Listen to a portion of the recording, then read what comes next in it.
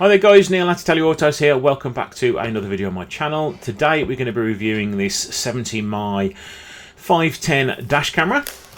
We're going to be doing a little unboxing video and then I'm going to install it into my car and give it a little demo, see what it can do, and then I'll show you the footage showing everything it has produced. So we'll start by going through some of the features on it. We have a 2K front-facing camera and a 1080p rear-facing camera. It does a dual channel recording, so it records both at the same time. It's got a very good night vision mode. 24-hour smart parking surveillance when the unit is hardwired into the car. It's got built-in GPS and route tracking.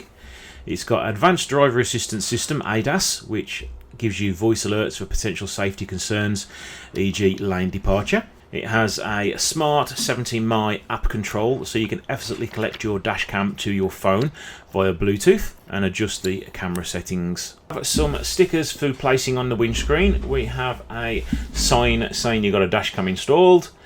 We've got like a warranty card. We've got the main instruction manual. Plenty to read through there if you want to do that, but the unit is actually quite simple, so you can actually go through the menus and work out what everything is within the system itself. In the box we have a really slim mounting point, so it doesn't stick out very far on your windscreen. We've got a 12-volt socket adapter. We've got a very long lead for the rear camera, which is a USB-C to a proprietary connector. And we also have the main lead, which is a normal sized USB to USB-C. Unfortunately, it doesn't come with a C2C or an adapter, which is one of the negatives, but they're cheaply enough available. And you've also got a little pry tool to help you with installation. This is the rear camera, and now this is the forward-facing camera. It's quite a small unit, to be honest, with an adjustment of around 90 degrees, so you can adjust it so it doesn't show too much of your dashboard and maximum view of the road. Moving on to the unit itself, let's just remove this screen protector. On the front of it, you've got 4 buttons to control the device. On the side, you've got the SD card slot, a USB power slot, and the connector for the rear camera. A nice and easy low form mount, which you can easily attach and remove from the screen once you've installed the mount. It also comes with a couple of stickers to enable you to have easy removal and refitting. The rear camera is quite small, so it will not take up too much space on your rear screen, and it shouldn't hinder your view from the rear view mirror.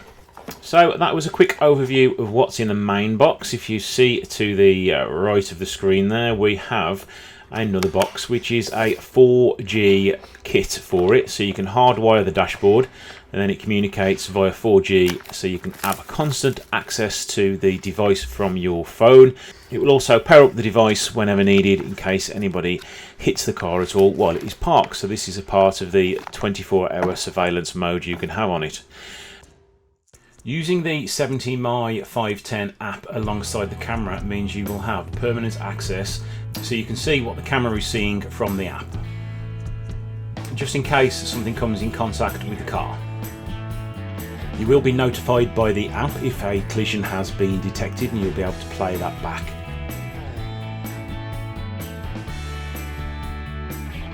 Or you could just simply log into the app and check out the beautiful view of your bonnet of the car, which is just one tap away. You will also be able to track your vehicle and know exactly where it is at all times. In the box we have the device itself with a long lead. This will stick in the corner of your screen to give you the best signal on the 4G network, and we've also got a USB-C to C lead, which takes the power from the 4G box into the dash camera. On the side of the box you have the 4G SIM card connector.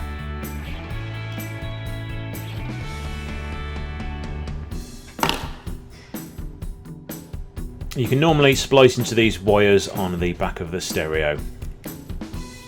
Now, also in the box we have a 64GB memory card, which is more than enough space for a long journey. And don't forget, the unit will also overwrite the data once it is filled up, so you will never have to remove the SD card unless you need to take any information off it. SD card is straightforward to install. Just pop it sticker side facing up and push it in, and there you go. Now just a quick install in the car, starting by clearing the dust off the screen. The sticky adhesive is really good. I thought I'd have to hold it there for a few more seconds, but no, it was just a quick push and it's stuck to the screen ever since, and it's now a few days later and it's still there and not had any problems at all. Now just going to plug in the wire and quickly route it around the interior trim. It literally took 10 minutes to install it. There wasn't much trim which needed to be moved out of the way, and as it's only a small car, there was plenty of lead. And here we are, once installed you can only see a little bit of the wire routed all the way around the windscreen, down through into the glove box, and just plug it in and away we go. And that's how quick the boot up time is. By the time I'd closed the glove box it had already booted up.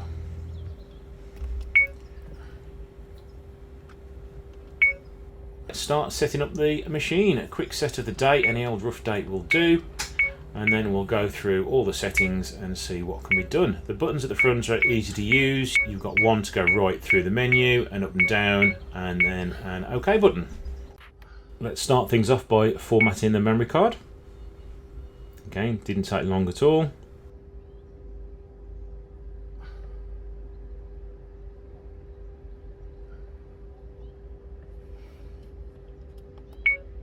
Here's an example of the emergency recording function. Just push the button on the far left hand side and it will automatically record a 30-second video clip and save it.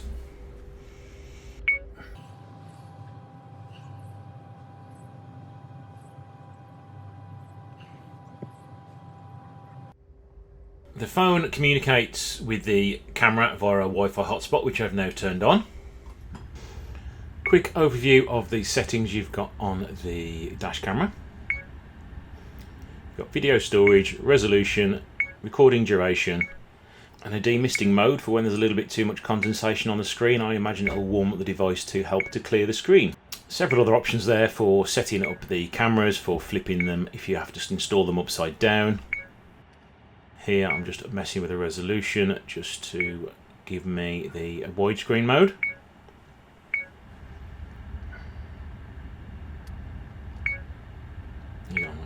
And I'm going to increase the recording duration to 3 minutes as well.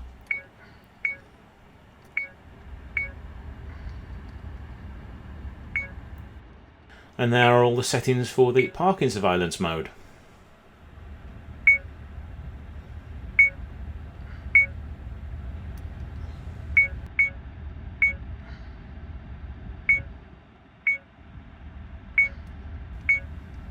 And in the system settings, this is where you set up your Wi-Fi hotspot, change the screensaver, change when it turns on and off, adjust the time, the date, GPS settings,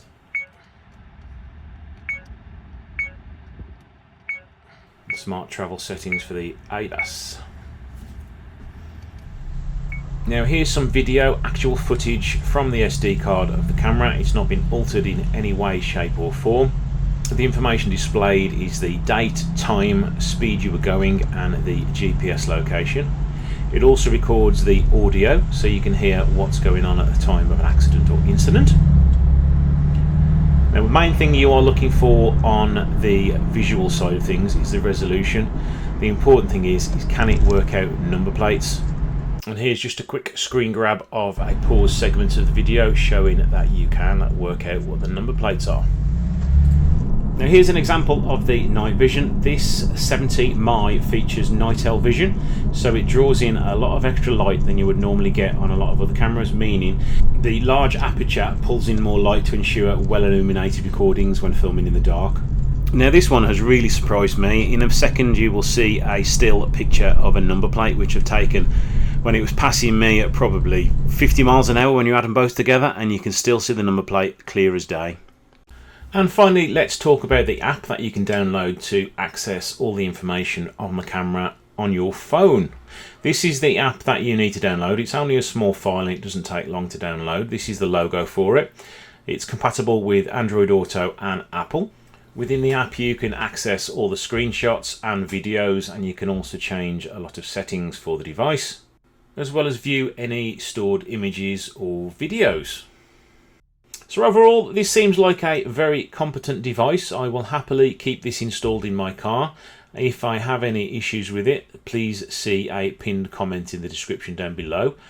I will display a price on the screen now, as well as links in the description for purchasing the item. I will hopefully also have a discount code down there for you as well.